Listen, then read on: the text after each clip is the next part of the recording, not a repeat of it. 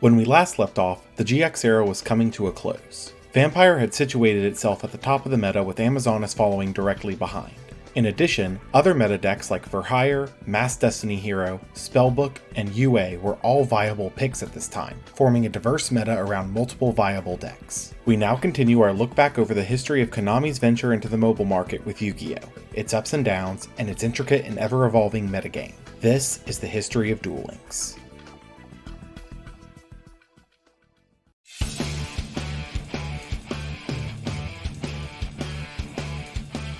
The 5Ds era of Duel Links began on September 25, 2018 with the simultaneous releases of 5Ds World, Structured X Synchro Connection, and the main box Stardust Acceleration. The major change that this era would bring would be the introduction of Synchro Monsters to Duel Links, and by extension, Tuners. Synchro Monsters were a type of monster in the extra deck that could be summoned by sending a tuner and non-tuner monsters to the graveyard from the field, whose total levels equaled the monster being summoned. This new summoning mechanic was the core focus of the 5Ds launch, starting with 5Ds World. Similarly to the GX era launch the previous year, 5Ds World would bring with it 5 new characters to the game, being Yusei, Crow, Akiza, Leo, and Luna. Each of these characters would once again bring unique skills and cards like characters before them, but these characters were different in that they each had a skill that would add their boss Synchro Monster to the extra deck at the start of the game, alongside 2 copies of a specific tuner. This was notable as it meant that the boss monster for each character was not included in their card pool, each being held for a later release. Yusei Fudo was focused around his series of Junk, Warrior, and Synchron monsters, such as Junk Berserker, Fortress Warrior, and Unknown Synchron. His primary skill, Mark of the Dragon Head, would add 2 copies of Junk Synchron to the deck, as well as a copy of Stardust Dragon to the extra deck. A level 8 Synchro monster that could tribute itself to negate and destroy any card that had an effect to destroy cards, reviving itself in the end phase if this effect was used. Crow Hogan was focused around his Blackwing monsters, a series of dark winged beasts that specialized in board swarming for synchro plays. His unique skill, Mark of the Dragon Tail, added 2 copies of Blizzard the Far North to the deck, and a copy of Blackwing Dragon to the extra deck. A level 8 synchro monster that could stop effect damage by placing a counter on itself, then turn those counters into attack reduction for the opponent. Akiza Izinski was focused around general plant support with cards like Dark Verger, Botanical Lion, and Rosaria the Stately Fallen Angel. Her unique skill, Mark of the Dragon Foot, added 2 copies of Copy Plant to the deck and a copy of Black Rose Dragon to the extra deck. A level 7 Synchro monster whose primary effect would allow the user to destroy everything on the board on summon, including itself. Beyond this, her other skill, What Grows in the Graveyard, would add a copy of Dark Verger to the graveyard at the start of the game, enabling synchro plays in plant-focused decks. Leo was focused around his Morphotronic monsters, a series of mostly machine monsters whose effect changed based on what battle position they're in. His unique skill, Courage and Strength, added 2 copies of Morphotronic Remoten to the deck, and a copy of Power Tool Dragon to the extra deck, a level 7 Synchro monster that could add a random equip spell among 3 selections from deck to hand. Beyond this, he also had Equipment Exchange, which would let you place up to 2 cards from your hand on the bottom of the deck to draw 2, as long as one of the cards put back was an equip spell. Similarly, his ability, Equipment Restock, operated as an equip spell version of Endless Trap Hell, adding a random equip spell from grave back to hand, shuffling the remaining ones in grave back into the deck. Finally, Luna was focused around generic fairy and beast monsters with a mythical beast theme. Her skill, Mark of the Dragon Hand, added 2 copies of Spore to the deck and a copy of Ancient Fairy Dragon to the extra deck, a level 7 Synchro monster that could destroy a field spell on field to gain 1,000 life points and search a new one from the deck, in addition to special summoning a level 4 or lower monster from hand once per turn. Similarly to her brother Leo, she also had field spell equivalent skills to Leo's, in Field Exchange and Field Restock, which had the exact same effects as Equipment Exchange and Restock, just for field spells instead of equip spells. Finally, between all 5 characters were a new series of shared skills known as the level skills, which included level Augmentation, which would let you increase the level of a monster on field by the level of a monster in hand once per duel, Duplication, which let you copy the level of a monster in hand to a monster on the field once per duel, Reduction, which let you reduce the level of a monster on field by the level of a monster in hand once per duel, and Tuning, which let you change 2 monsters on the field to a level between 1 and 4 once per duel. It's worth noting that for all except Yusei, their ace monsters were unavailable at 5D's launch outside of these skills, so the only way to play each of them was to use their corresponding skill for a time. In addition to these character releases, the Structure Deck Synchro Connection would be released on the same day, which for the most part had nothing of note outside of the Synchro monster Gravity Warrior, a level 6 monster that gains attack on summon and can force the defense mode monster your opponent controls into attack mode and make that monster attack it once per opponent's battle phase. While not the most impactful card as it was heavily situational, given the scarcity of Synchro monsters that could be put into the extra deck at the time, it did pop up from time to time. All of these releases would be complemented by a main box on the same day.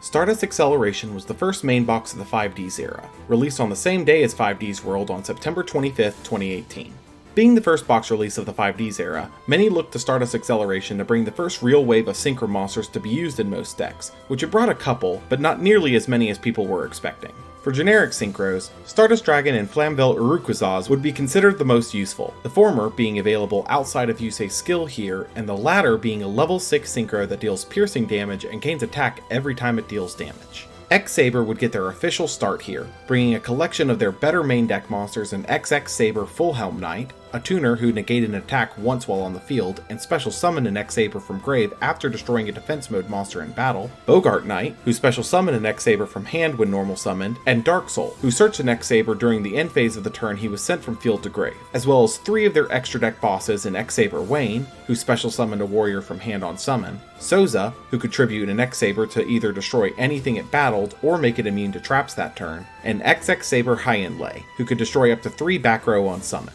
X-Saber had some success in these early months with their support, but floundered a little as their main powerhouse support cards were not released with them, making them underwhelmed compared to the field of other meta decks. Blue Eyes would be the other deck to step into the Synchro era here, bringing their tuners, the Whitestone of Legend, who searched a Blue Eyes upon being sent to grave, and Protector with Eyes of Blue, which special summoned a light tuner from hand on summon and can send an effect monster on field to grave to summon a Blue Eyes from hand, as well as the spell Silver's Cry, which special summoned a normal dragon from grave on activation. All of this was intended to facilitate the summon of Azure Eyes Silver Dragon, a Synchro monster that could, during each of your standby phases, summon a normal monster from your graveyard for free, which generally was used to recycle the Blue Eyes used to make him. While not immediately meta-relevant, Blue Eyes would see success very soon after this with the release of further support. Other cards of note from the set included the reprint of Offerings to the Doomed from the previous selection box, Unexpected Die, which could special summon a normal monster from deck when you controlled no monsters, Revival Gift, which special summoned a tuner from grave to your field and also gave the opponent 2 tokens that clogged their board, and Genex Undyne, who could send any water monster from deck to grave to search for a copy of Genex Controller, providing graveyard setup for water decks. Stardust Acceleration brought a lot of new tools to the game, but it felt a little underwhelming compared to Generation Next at the start of the GX era, as it brought no real powerhouse staples to the game. However, one archetype from the set would quickly rise to be a meta contender with the next release less than 1 month later.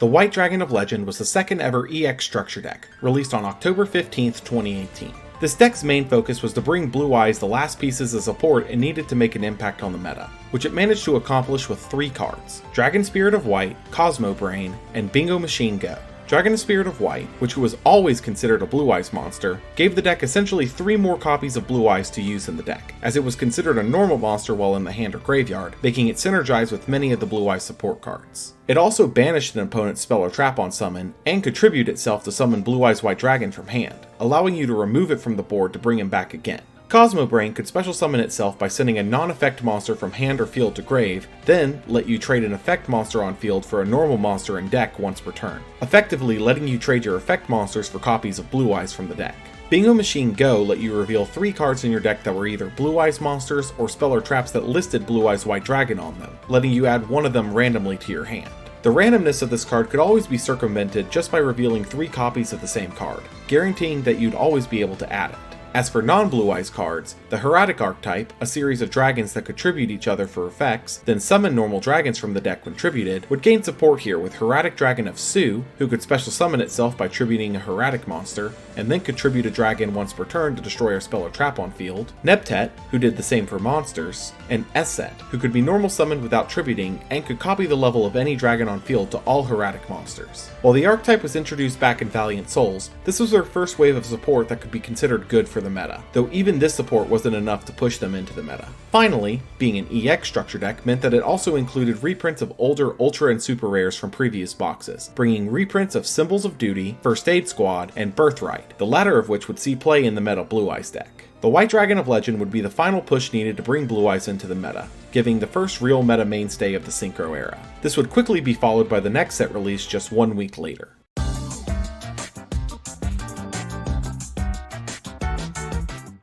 Power of Bravery was the first mini-box of the 5Ds era, released on October 22, 2018. The set would be focused around the Morphotronic monsters, bringing more of their key support to Duel Links, and released Leo's boss monster Power Tool Dragon for use in decks without the need for his skill. These cards include Morphotronic Scopin, who could either special summon a level 4 Morphotronic from hand or make itself level 4, Selphon, who could roll a die and look at that many cards from the top of the deck, then special summon a Morphotronic among them, Radion, who boosted all Morphotronics by either 800 attack or 1000 defense, Accelerator, which shuffles a Morphotronic from hand into the deck to draw one, then destroy a card on the field, Junkbox, which special summons a Morphotronic from grave, and Double Tool C&D, which boosts a Morphotronic or Power Tool Dragon by 1000 attack and negates an attack target's effect during your turn, and makes the opponent unable to attack anything else and destroys anything it battles on your opponent's turn. While versatile in their effects, Morphotronic would not be a major meta deck due to the power of its competition, easily able to punish a suboptimal opening from Morphotronics, which standardly happened often. The far more impactful deck from this set would be the Destruction Sword series, gaining the tuner monster Buster Whelp of the Destruction Swordsman, which searched for any Destruction Sword card on summon and contribute itself to summon Buster Blader from hand, then bring itself back from the grave by discarding any Destruction Sword card, and Destruction Swordsman Fusion, a quick play fusion spell for Buster Blader, the Dragon Destroyer Swordsman, that can use monsters on either side of the field and could recur itself from grave to hand by discarding a card once per turn. This support would bring Buster Blader into the meta alongside the previously released DNA Surgery, which could make all monsters into dragons for your various Buster Blader effects and to use the opponent's monster for fusion summoning. Other key cards from the set that would make an impact here include Memory of an Adversary, which could remove an attacking monster for 2 turns by taking damage equal to its attack, which was used to help trigger life point requirement skills, and Desynchro, which would be used in later decks as a combo enabler. Power of Bravery would make an impact on the meta, but not in the way it initially expected thanks to the Destruction Sword deck. However, it wouldn't be the only addition, as the next character unlock event would begin just 1 week later. Beginning on October 29, 2018, Sector Security on the Move would bring Officer Tetsu Trudge, the first 5Ds Unlock character, to the game. Trudge would bring with him the skill Let's Go Goyo, which added 2 Jutei fighters to the deck and a Goyo Guardian to the extra deck. A level 6 synchro that could steal any monster it destroys in battle. As for his cards, only 2 would see any form of play, being Goyo Chaser and Tore Apart. Goyo Chaser was a generic level 5 synchro with the same ability of Goyo Guardian to steal a monster it destroys in battle, with the catch that its attack is halved while on the field, letting the card see splash play in decks capable of making level 5 synchros. Tore Apart, on the other hand, was seen as a tech choice for X-Saber decks, as it made an X-Saber synchro monster that was made with it able to stun traps while attacking. Overall, Trudge's event wouldn't bring all that much to the game, aside from a couple of tech choice cards, leading into a balance update the next day. The October 2018 balance update would be seen as a push to bring the power level of the dominant decks of the format down, as so far many of them had been suppressing the possible success of the new Synchro era decks due to their raw power. Starting with skills, Cyberstyle would receive a very heavy nerf, making the Proto-Cyber Dragon summoned by the skill unable to be tributed or used as material for any kind of summon except Fusion Summon. This was a direct response to the skill being used in Vampires and UA as tribute fodder generators, in addition to future-proofing the skill so that Synchro decks couldn't use the Proto-Cyber Dragons for Synchro summoning. Life point cost 0 would be changed to only discount a single life point payment once per duel, which was aimed at the rising amount of Cyberstein cheese decks on the ladder, which would reduce their life points to 1000 through card costs, then spam Cyberstein's effect to summon monsters from the extra deck like Cyber End Dragon, Ojama King, Blue Eyes Ultimate Dragon, and Gatling Dragon. This change effectively made the deck unable to clear the board and end the game immediately by making the Cyberstein summon only once, breaking the deck's game plan. As for cards, Vision Hero Vion would be limited to 1 as a response to the overwhelming power of Mass Destiny Hero on the ladder since release, as the deck up until now was mostly unhampered outside of a single semi-limit. Amazoness Onslaught would be limited to 1, and Princess would be limited to 2, as Amazoness was still extremely oppressive on the ladder, even after all of their hits. Even with these hits, Amazoness would still be a viable meta deck through it all, using 1 Onslaught and 2 Princess to max out their consistency. Wiz, Sage for Hire, would be limited to 2 to match Dampa, effectively removing Dampa from the deck as Wiz was way too critical to remove. Finally, both Hey Trunade and Treacherous Trap Hole would be limited to 2, effectively removing the 2 arguably most powerful staples from most meta decks, as many meta decks at the time had at least 1 critical card in the semi-limit section. These changes to the meta would be felt almost immediately and would be further complemented by another main box released just 2 weeks later.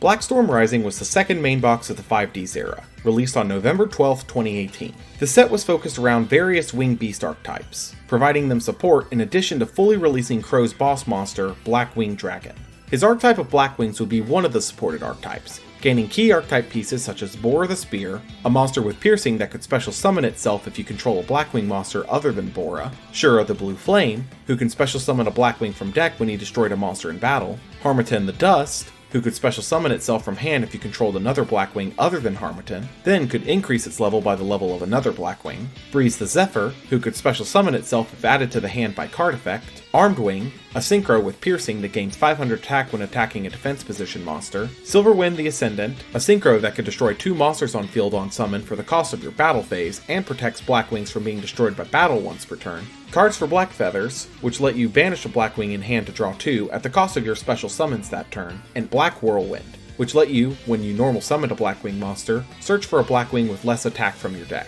While a lot of the monsters they received in the main deck were considerably powerful for pushing a synchro-focused game plan, Blackwings lacked the necessary powerhouses of the extra deck to make any form of meta impact for the time being. The second archetype to receive support here was Dragoonity, a series of dragon and winged beast monsters who were focused around equipping the smaller dragons to their winged beast main deck monsters and synchro dragon monsters to enable their effects. Their main deck monsters included Dragoonity Dux, who could equip a lower level Dragoonity Dragon engraved to himself on summon, Phalanx, who could special summon himself if equipped to a monster, Aclees, who could special summon a Dragoonity from hand on summon, and then equip himself to that target, destroying a card on field when sent to the graveyard while equipped, and Militum, who could special summon a Dragoonity monster from the spell and trap card zone once per turn. However, where Dragoonity shined was their ability to pump out level 6 and 8 synchros with ease, thanks to Phalanx's ability to special summon himself. The 3 monsters primarily brought out this way were Gedurge, who could search and then discard a Dragoonity once per turn, Gibulge, who could banish a winged beast in graveyard to gain that monster's attack that turn, and Vajriana, who could equip a Dragon Dragoonity to itself from the grave on summon, then could send any card equipped to it to the grave to double its attack that turn. The equip effect would either result in equipping Phalanx for easy access to a level 8 synchro like Stardust Dragon, or in equipping Aclees to quickly boost Vajriana to 3800 and destroy a card on the field.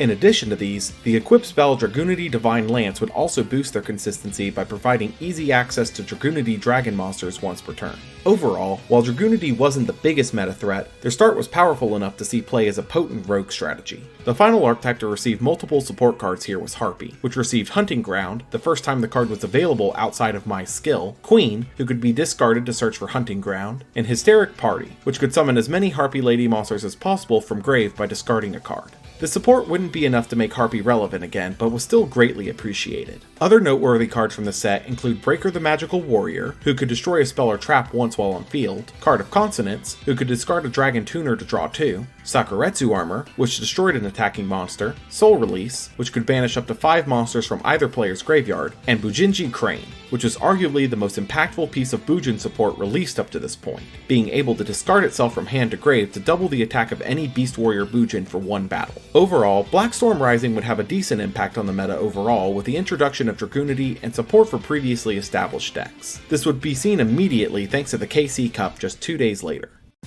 The first KC Cup of the 5Ds era ran from November 14th through the 26th of 2018, using the same format as the previous year, with the top 500 skipping stage 1 of this year's WCQ replacement, the Regional Representation Qualifier, or the RRQ. In addition to this, from now on, the first place finisher in the world for each KC Cup would get a free pass straight to the World Championships without needing to qualify in the RRQ. Decks with some representation, but not a whole lot from the top cut, included Battery Man, Bujin, Gemini, and Masked Hero, some of which had their first real tournament showing here. The top 5, on the other hand, substantially had more representation than the top cut. In 5th was Amazonas, fresh off their hits on the last balance update. Even with 3 archetypal cards on the ban list alongside some of their preferred techs, the deck continued to perform even in the ever-changing meta. they would opt to play 1 Onslaught and 2 Princess to maximize their odds of seeing the key trap, as well as the skill Parasite Infestation and Lava Golem to disrupt their opponents long enough to establish their boards with very large trap lineups with cards like Canadia, Drowning Mirror Force, Floodgate Trap Hole, and Wall of Disruption. In third overall was a tie between Buster Blader and Spellbook. Buster Blader was the big new deck on the scene, using the combination of Destruction Swordsman Fusion and DNA Surgery to control the opponent's boards by summoning Buster Blader, the Dragon Destroyer Swordsman, using the opponent's monsters, then forcing all of them into defense mode and unable to use their effects. If the opponent did not have any form of back row removal, they were usually not able to break the combination, leading to a Buster Blader win. Spellbooks were still in the same game plan as prior formats, using Silent Magician as their boss monster with the various spellbook cards backing her up, including the non-targeted removal of Fate. In second overall were various anti-meta strategies, seeing a surprising surge in popularity with this KC Cup. These strategies primarily were focused around cards like DD Assailant for banishing removal, Wind-Up Juggler for battle removal, Breaker the Magical Warrior for spell and trap removal, and the Skill Sealed Tombs to counter other strategies of the tournament. The most represented deck in this KC Cup was once again Vampires, still using the same strategy of Sealed Tombs from the previous KC Cup, with some opting to use the skill Bandit to steal an opponent's back row without them having the option to counter it. This KC Cup showed many changes in the overall meta, but the number 1 deck remained unchanged since September. With this in mind, many looked to the next event for some kind of a meta change, but would be greatly disappointed.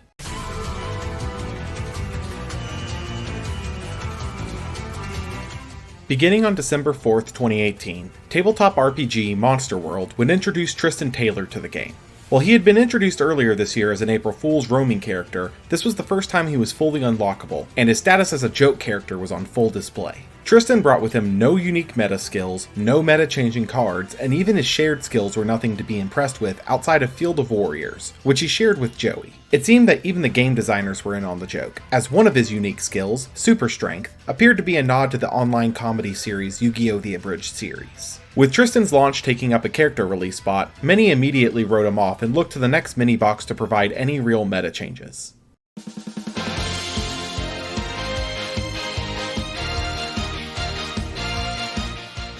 Secrets of the Ancients was the second mini-box of the 5Ds era, released on December 7th, 2018. Similarly to prior boxes of the 5Ds era, this set was focused on Luna's boss monster, Ancient Fairy Dragon, making it available to play outside of her skill. Beyond this, the set didn't bring much overall to affect the meta, but it would have a couple of standout cards. Junk Synchron, one of Yusei's ace monsters, would be released here, giving a proper way to actually summon Junk Warrior. In addition to this, it would see tech spots in some decks with level 2 monsters, or the skill What Grows in the Graveyard, to summon one of the big generic synchros from this set, Armades. Armades was a generic level 5 synchro that stunned all opponents' effects when he battled, finding spots in decks that could easily make level 5 synchros. Powered in Zektron was a generic level 6 synchro that made itself unable to be destroyed the turn it was summoned, which would see occasional play in later decks of the 5Ds era. Finally, the Trap Trick series would be introduced here, a series of plant and insect type monsters that specialized in normal traps, specifically whole normal traps. This included Atrax, who made you able to activate whole normal traps from the hand and made them unable to be negated, Dionia, who revived the Trap Tricks from grave on normal summon and reset a whole normal trap from grave on special summon, and the Archetype's key trap, Trap Tricks Trap Hole Nightmare, which destroyed a special summon monster on your opponent's field when it activated its effect, negating the effect in the process. These monsters would find a home in some variants of anti-meta strategies thanks to being able to power up cards like Floodgate Trap Hole and Treacherous Trap Hole. Overall, Secrets of the Ancients brought a couple generically splashable cards, but no real meta-defining strategies. Those waiting for the meta shakeup would finally receive it, however, with the next box release just 1 month later.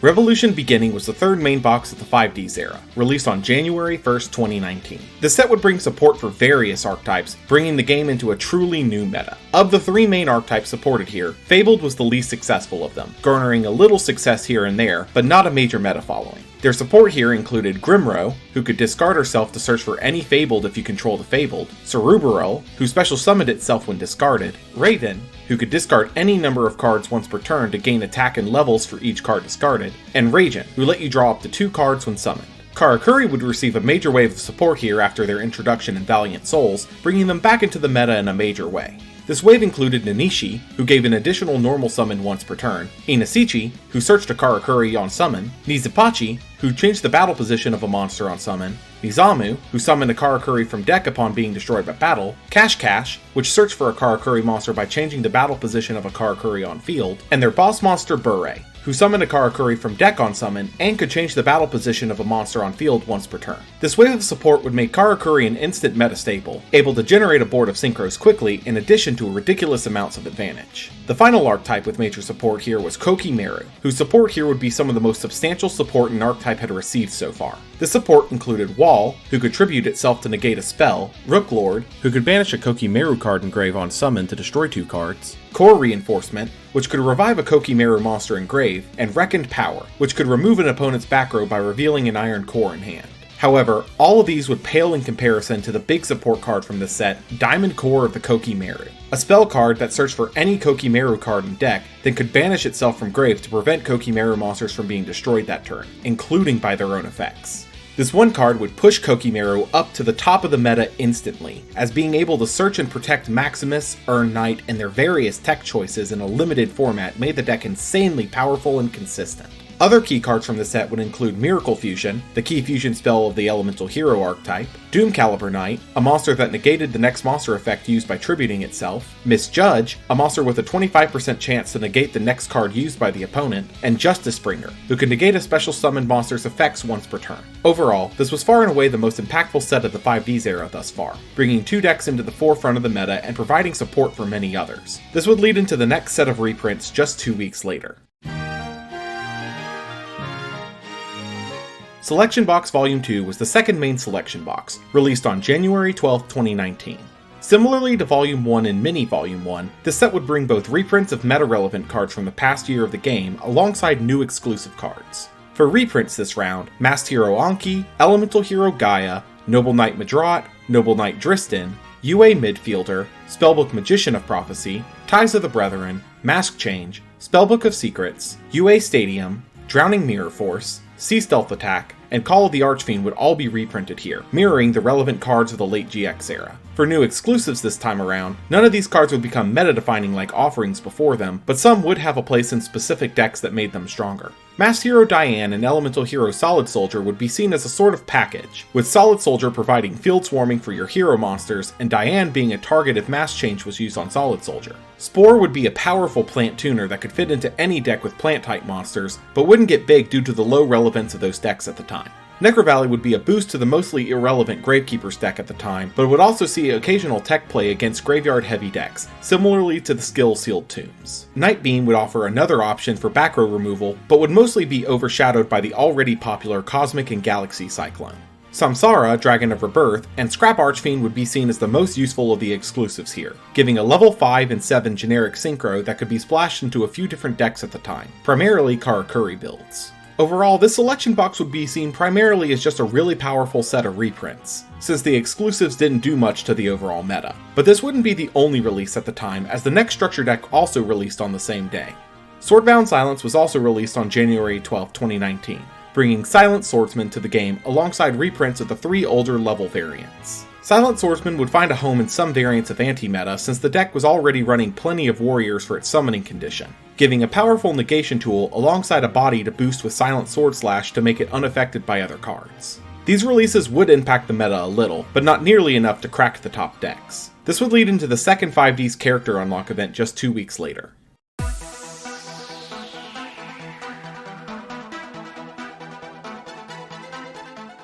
Beginning on January 24, 2019, Atlas Rising would introduce Jack Atlas, the King, to Duel Links. Jack would bring with him his signature skill, Mark of the Dragon Wings, which added 2 copies of Dark Resonator to the deck and a copy of Red Dragon Archfiend to the extra deck. A level 8 synchro that destroys all defense position monsters on the opponent's field after attacking a defense position monster at the cost of destroying all of your monsters that didn't attack at the end of your turn. This would be the only relevant skill brought by Jack for the time being, leaving his event as a little bit of a disappointment to most, as nothing truly meta-relevant came from it, being the second character in a row with nothing of note. However, a meta shift was coming, as the very next day, a balance update would release.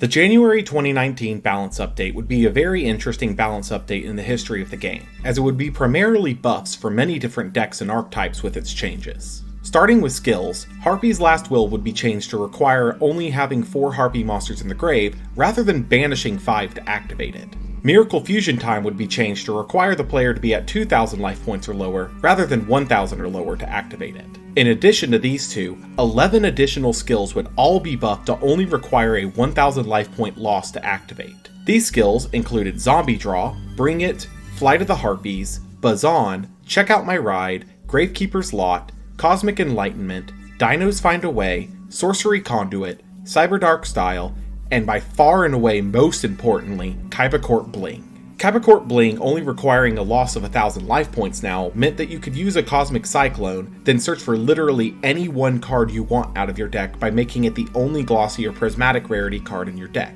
This change would be immensely meta warping, as you would have many players opening far more packs than necessary for a deck just to get a single glossy or prismatic rarity copy because it now had a relevant impact on your deck's consistency. As for changes, Spellbook of Fate would be limited to 2, cutting spellbooks off being able to run Treacherous Trap Hole in their builds as a fallback option. Silent Sword Slash would be limited to 2 to match the other pieces of the Silent Swordsman OTK, as the deck was still popping up from time to time on the ladder. Doing this officially killed the deck, as you could no longer run the finisher spells alongside Silent Sword Slash in multiples, ruining the deck's consistency completely. Finally, Amazonas Baby Tiger was removed from the list, as most builds of Amazonas proved that Baby Tiger was not integral to the deck's performance, meaning it didn't need to take up space on the list anymore. This balance update would begin the reign of Kaiba Court Bling as the go-to skill for decks to play, which would only grow more apparent as time went on. This would perfectly punctuate the next mini-box, released on the same day.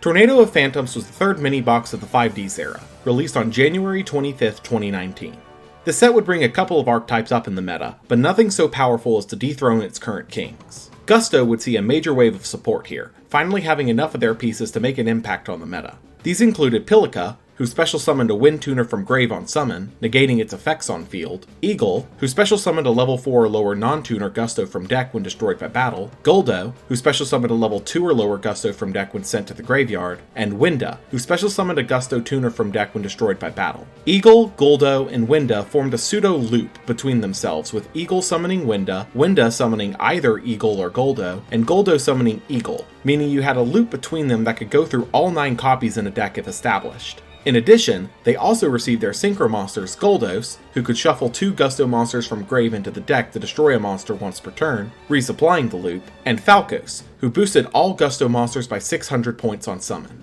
While Gusto was not powerful enough to change the meta as a whole, it did enable various stall-related strategies alongside Lava Golem and Parasite Infestation, being quite viable in that regard. Mecha Phantom Beast would receive Tetherwolf, who summoned a token on summon and could boost itself by 800 in battle by tributing a token, making it a 2500 beater without much issue. Mistworm would be the first generic level 9 synchro with a powerful effect to boot, bouncing up to 3 cards the opponent controlled back to the hand when summoned. Only missing meta impact due to the lack of decks able to make him, as he required 3 materials. Stardust Assault Warrior was the generic level 6 synchro who dealt piercing damage and summoned a junk monster from grave on summon, seeing play for both reasons. Mana Dragon Zernatron would see occasional play in Amazonas as a way to protect your copy of Onslaught from being removed, especially by Cosmic Cyclone. Lastly, Trapstun would see occasional play in combo-oriented decks that were heavily susceptible to traps, making it easier to perform your plays. Overall, Tornado of Phantoms would bring minor changes to the meta, but no major shakeups in the long run. The set of changes would be undercut almost immediately by the next set of cards just 1 week later.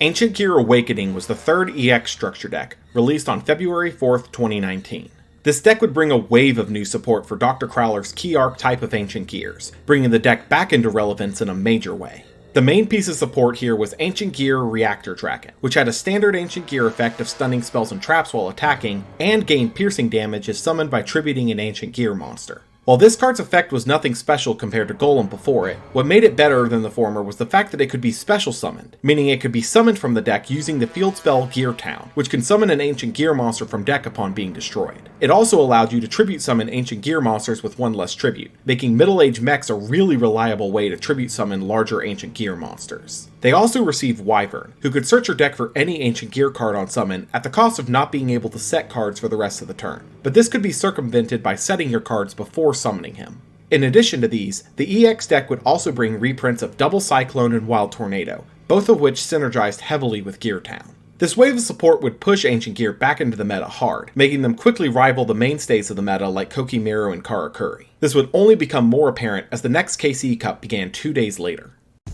The second KC Cup of the 5Ds era ran from February 6th through the 17th of 2019, following the same format as the previous KC Cup. This KC Cup would be a spotlight of recent releases, as the meta was finally shifting away from the decks of the later GX era. Decks that had a couple of top spots, but not quite as many as others, included Mass Destiny Hero, Obelisk Turbo, Sea Stealth Attack, and Mecha Phantom Beast, gaining 1 or 2 spots in the top cut, but no more than that. The remaining 6 decks took the majority of the top cut here, giving us a good look at the meta at large. In 6 was Amazonas, which was in a position of being torn between the old way of playing the deck, being the Endless Trap Hell variant, and the new way of playing, using Lava Golem and Parasite Infestation. Most of the variants in the top cut fell into the latter category, running cards like Amazonas Swordswoman to remove Lava Golem summoned to the opponent's field, making them take the damage, and heavy trap lineups to stall the game into their favor. In 4th was a tie between Buster Blader and Spellbooks, both seeing a good level of success. Spellbooks may have lost a copy of Fate and their copies of Treacherous Trap Hole on the last balance patch, but in return gained Breaker the Magical Warrior, who provided them with back row removal that could instantly be turned into a Silent Magician once used. Buster Blader, on the other hand, was using a far more dangerous strategy of go big or go home, using the skill Last Gamble to fuel their plays. This skill, starting on turn 5, would let you discard 2 cards and reduce your life points to 100 to roll a die, then draw that many cards once per duel. The primary idea being that your key playmaker cards, like Buster Whelp and Destruction Swordsman Fusion, could be added back to the hand after the fact, circumventing the discard cost of the skill and allowing you to go off with a play directly after. In 3rd was Kokimiru, riding off their powerful new wave of support. Their primary game plan involved getting an Iron Core in hand, then using Earn Knight to special summon a tech choice Kokimiru from deck like Sandman, Ice, or Wall, then banishing the core from hand to summon Maximus, protecting all of them with Diamond Core in the grave, which most likely searched the missing piece. The deck also played Hey Trunade to remove back row threats like Canadia or Floodgate Trap Hole for additional disruption, but the deck's core of at least 14 cards made it very difficult to fit in techs at all, as all of the core pieces were critical to make the deck function, leaving it unable to adapt to any meta calls that came around. The only spot that seemed prime for teching was the skill, which by default was the Ties That Bind to provide an additional attack boost to get over the mirror match, but occasionally ran Sealed Tombs to counter specific decks. In 2nd overall was Vampire, where the deck itself was mostly unchanged since the last KC Cup. Where the deck differed now was in the skill, which almost every player that topped opted to use the freshly buffed Kaiba Bling, allowing them to make 1 card in their deck either Glossy or Prismatic rarity to guarantee drawing it after the first turn, as the deck paid enough life points to consistently trigger the 1000 threshold. The primary choice for the Bling draw was Enemy Controller, which is easy to get a foil copy of due to being a drop card, but the other options included Samurai Skull and Vampire Kingdom based on player preference. The most represented deck in the top cut by a fairly decent margin was Ancient Gear, immediately proving the viability of the recent EX structure deck. Almost every player opted to run the same 3 monster core, being Breaker the Magical Warrior, Ancient Gear Wyvern, and Ancient Gear Reactor Dragon. Breaker served as the perfect utility choice, being able to use its counter to either pop an opponent's back row or your own Gear Town, the latter option letting you summon a Reactor Dragon from deck for free. This was also the first deck to opt for Galaxy Cyclone over Cosmic Cyclone entirely by default, as Galaxy's graveyard effect could always pop your Gear Town when needed to summon a Reactor Dragon. All top players also opted to run at least 1 copy of Ancient Gear Fortress, which you could pop to summon a Reactor Dragon from hand or graveyard, acting as an additional copy of Reactor Dragon in most cases, while also making Ancient Gears untargetable and indestructible during the turn they're summoned. This KC Cup was a true showcase of the more powerful decks of the 5Ds era so far, but was also a testament to how powerful Vampire was to still be on top this far into a new era. This would soon be followed up by the next main box just 3 days later.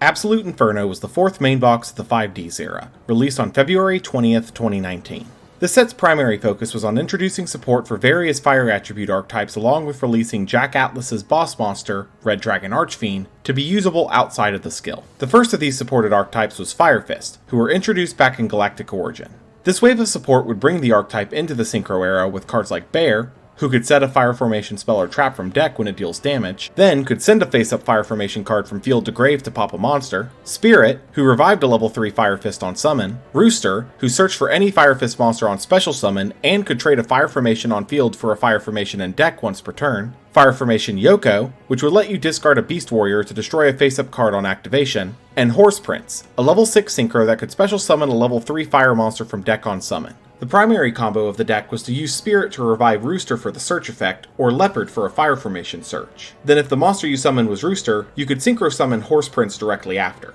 While the deck was playable after this wave, Fire Fist wouldn't be impactful to the meta as a whole due to the power level of other decks. The second archetype supported here was Nephtes, which would see a pivot to be focused around their new series of ritual monsters. This wave included Disciple of Nephtes, who could destroy a card in hand once per turn to search for a Nephtes monster, and, when destroyed by card effect, search a Nephtes spell or trap during the next standby phase. Devotee of Nephtes, who special summons a Nephtes monster from deck on ritual summon, destroying itself in the end phase, then it can bring itself back by destroying a Nephtes card in hand, and Cerulean Sacred Phoenix of Nephtes, who could destroy Nephtes cards on the field in hand to destroy an equal number of cards from the opponent, then revived itself during your next standby phase if destroyed by a card effect. This wave of support would see experimentation with a couple of builds, a level augmentation build to copy Cerulean's level onto a monster on field to use for the ritual summon, and a Yubel build, which used Yubel as the ritual material and as a target to destroy by card effect in hand, which triggered its effect to summon the later stages of Yubel. While the deck saw a lot of experimentation, it similarly would not see a lot of success in the meta due to its low power level. The final major wave of support would be given to Laval, receiving their first wave of support since their introduction in Burning Nova. This included Laval Lakeside Lady, who could banish herself and another Laval from grave to destroy a set card the opponent controls,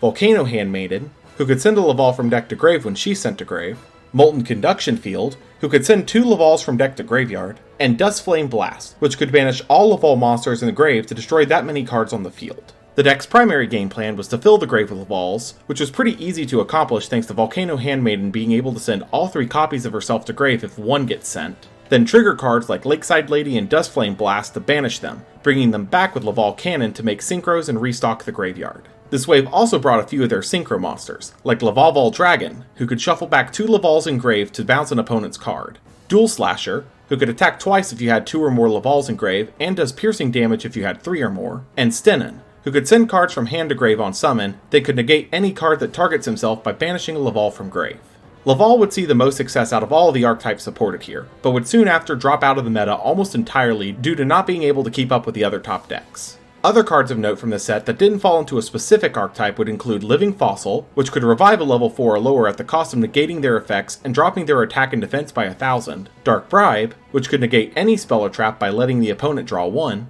Skill Prisoner, which could give one of your monsters targeting protection, then banish itself from grave to do the same again, and Bad Aim, which let you destroy a card on the field when your opponent activates a card or effect, but you cannot target the card that activated. Overall, Absolute Inferno would bring lots of archetypal support, but not any meta-defining strategies to the plate. This would be highlighted even further by the next character unlock event 1 week later.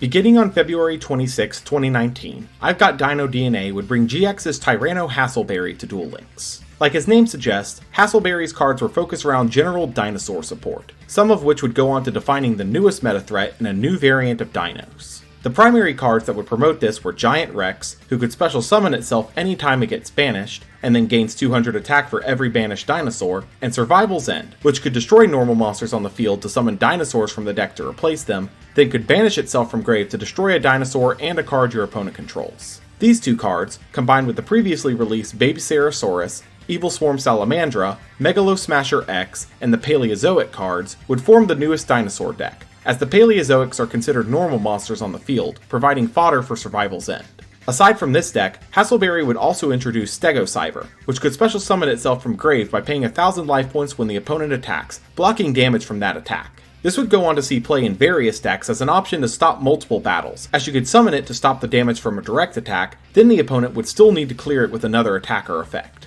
Aside from cards, the notable skills Hasselberry brought with him were Dino DNA, which gave you an additional 200 life points each turn, seeing occasional play in some decks, and Unstoppable Dino Power, which could give your current dinosaur monsters a permanent 100 attack and defense boost once per turn, seeing play in the previously mentioned dinosaur deck on occasion. Overall, Hasselberry's event would be a welcome change from the previous couple of unlock events by bringing various useful cards and a couple of niche skills that would go on to see meta success, leading into the next set release just 2 weeks later.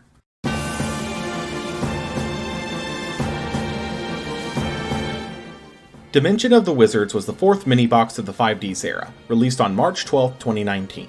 This set would include support for various different strategies, including support for Madolche and the introduction of Stromberg. Madolche had been in the game since Burning Nova, but lacked many of the pieces needed to be viable until this set, bringing cards like Mageline, who searched a Madolche on normal summon, and Hootcake, who could banish a monster engraved to summon a Madolche from deck. This would see experimentation and success alongside the skill What Grows in the Graveyard, which started the game with Dark Verger in the grave, giving you a monster engraved to banish for Hootcake's effect, which then let you special summon Messengelato from the deck to search for Chateau. While the deck would see success in the short term with the new cards, Madolche unfortunately wouldn't have any staying power due to the strength of the decks around it. Stromberg was the other major archetype here, focused entirely around their field spell Golden Castle of Stromberg, which let you special summon a monster that lists Stromberg in its text from the deck once per turn, and destroyed any monster your opponent attacked with while Stromberg was on the field, dealing damage to your opponent when it does. These powerful effects came with the heavy cost of banishing 10 cards from the top of your deck during each of your standby phases, meaning there was a short time limit on how long it could stay on the field. Luckily, the rest of the archetype would help with Stromberg's weaker points, such as Glyph the Phantom Bird, which could be discarded from hand to search for Stromberg or destroy a spell or trap on summon, Iron Hans,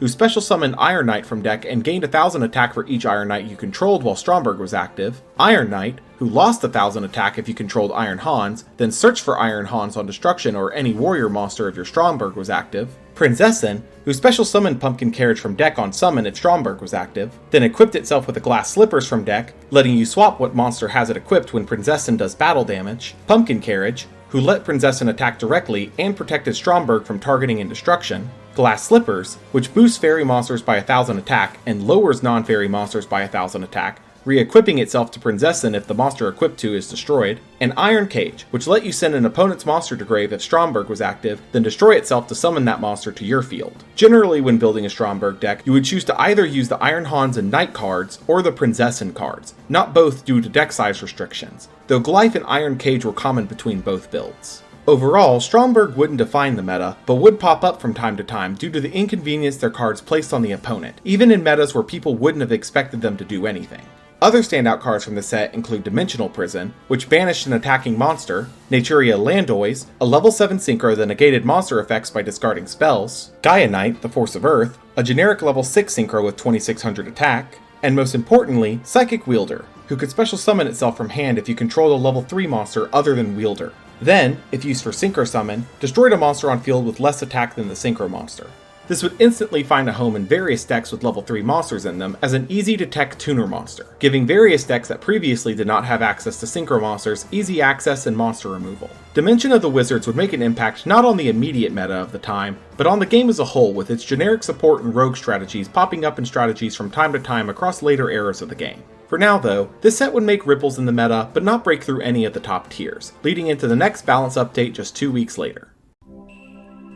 The March 2019 balance update went into effect on March 25, 2019, bringing a small number of changes when compared to the last few balance updates, but were impactful to the meta as a whole. For skills, a trick up the sleeves would be nerfed to no longer allow special summoning on the first turn when used, effectively stopping Blue Eyes, which was still lingering in the meta by not allowing them to use Cosmo Brain on their first turn. Last Gamble was severely changed here, now only being usable from the 7th turn onward and shuffling back the 2 cards for cost rather than discarding them, effectively taking Buster Blader out of the meta with that one change, as they could no longer stack their grave and end the game off their skill. For cards, Kokimeru Maximus would be limited to 1, effectively forcing most builds of Kokimeru to search for it with Diamond Core to be consistent. In addition to this, Iron Core would be limited to 2 to further reduce consistency, making their powerful opening plays less consistent overall. Spellbook of Eternity would be limited to 1, as the recycling of cards banished by fate was too powerful for the current metagame. Lastly, Samurai Skull would be limited to 2, as vampires had been overperforming in the recent metas, and they were gravitating more towards Samurai Skull over Gozuki as of late.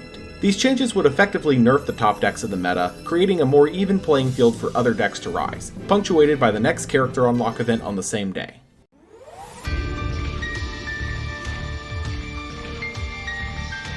Beginning on March 25, 2019, Consumed by Light would introduce GX's Sartorius Kumar to the game, bringing his series of Arcana Force monsters. All of these monsters had two effects, determining which one was applied based on a coin flip when these monsters were summoned. Standardly, the heads effect would be positive, while the tails effect would be negative, but this was not always the case. The primary skill used from Sartorius would be Master of Destiny, which would make the first 3 coin flips made in the game be heads, as long as you had at least 5 different cards in your deck that had coin flip effects. While the skill wouldn't be popular at launch, it would quickly become meta-defining with future support. As for cards, most of Sartorius' cards were considered not useful, but a couple would see play. Arcana Force EX the Light Ruler would see experimentation with decks using Cyberstyle, as its summoning condition avoided the restrictions placed on Cyberstyle recently. Fiend Comedian would also see occasional play in coin flip based decks as a card to get over the 5-card requirement to use Master of Destiny. Overall, Sartorius would seem like a disappointment on launch, but reception would quickly change in the near future. For now though, the meta would be left in a weaker state with the recent balance changes, just waiting for the next powerful archetype to come in and change the entire face of the meta.